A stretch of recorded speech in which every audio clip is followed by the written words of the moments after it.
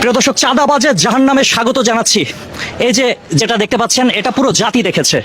এটা নিয়ে আসলে কিছু বলার নেই। এবং আশেপাশে কথা বললাম, একটা মানুষও দেখে নাই। মানে কেউ কথা বলতে চায় না, সবাই ভয় পায়। আপনারা দেখেন নাই, আর দেখলেও এখানে যত মানুষ আছে সবাই আসলে অন্ধ। আমরা সবাই অন্ধ। আর যদি এভাবে অন্ধ থাকি, আমার ঘরে আপনার ঘরে কান্নার একেবারে বন্যা বয়ে যাবে। এ থেকে মুক্তির উপায় কি নেই? আমরা কি এমন বাংলাদেশ চেয়েছিলাম?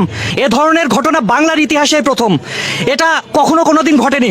আমি শুরুতে বলছিলাম না, চাঁদাবাজের জাহান্নামে স্বাগতম। এই জায়গাটা চাঁদাবাজির জাহান্নাম। এই বাংলাদেশ কি জাহান্নামে পরিণত হয়েছে? মগের মুল্লুক হয়েছে। মানে চাঁদা দেন ভাই, চাঁদা দেন, আর আপনি দিয়ে দিবেন। মানে আমাদের হাত নাই, আমাদের প্রতিবাদ করার ভাষা নাই। এগুলা কি? আজ থেকে বাংলার যে প্রান্তে আনাচে কানাচে জনগণ যদি সোচ্চার হতো, তাহলে এ ধরনের ঘটনা ঘটতো না। যাই হোক, যে ব্যক্তি দুনিয়া ছেড়ে চলে গেছে, তার 14 বছরের কন্যা, তারপরে হচ্ছে 4র্থ শ্রেণীতে পড়ুয়া একটা ছেলে, এখন তাদের কি হবে আমরা জানি না। 2 দিন পরে পুরো জাতি এটা ভুলে যাবে।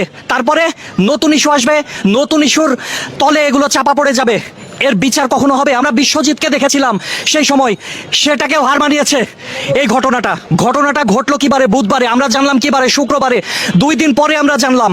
এটা চাপা পড়ে থাকলো কেন? ফেসবুকে ভাইরাল হলো, তারপরে মানুষ এটা নিয়ে সোচ্চার হলো। তার আগ পর্যন্ত কেউ সোচ্চার হয়নি। আশেপাশে অসংখ্য মানুষের সাথে কথা বলেছি, কেউ দেখে নাই। এতগুলো দোকানপাট আছে, কেউ কি দেখে নাই? প্রত্যেকে অন্ধ। তার মানে কি আমরা ভীতু, আমরা ভয় পাই? যাই হোক, এই ভয়ের রাজ্য একটা দেশ ছিল, হীরক রাজার দেশ। সেই হীরক রাজার দেশ থেকে আমরা এখন চাঁদাবাজির রাজার দেশে রূপান্তর হয়েছি।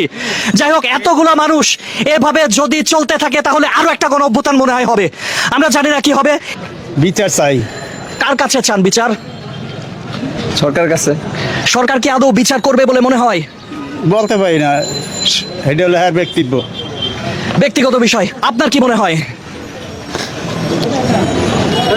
বিচার এটা তো চাই, সবাই বিচার চায়। সবাই বিচার চায়, আপনিও বিচার চান। বিচার চাই। কিন্তু কেউ কি দেখেছেন?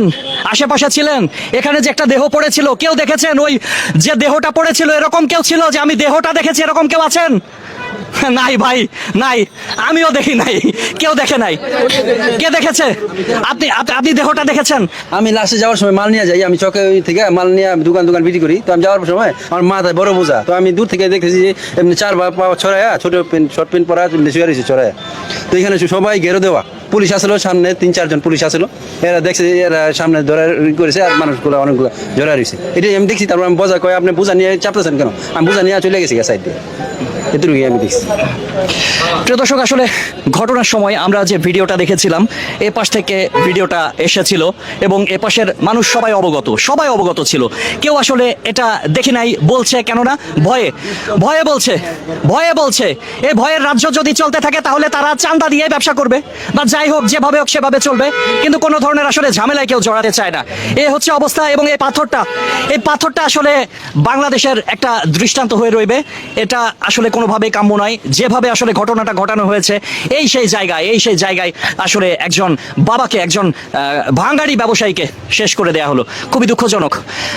সবাই ভালো থাকবেন। আসসালামু আলাইকুম।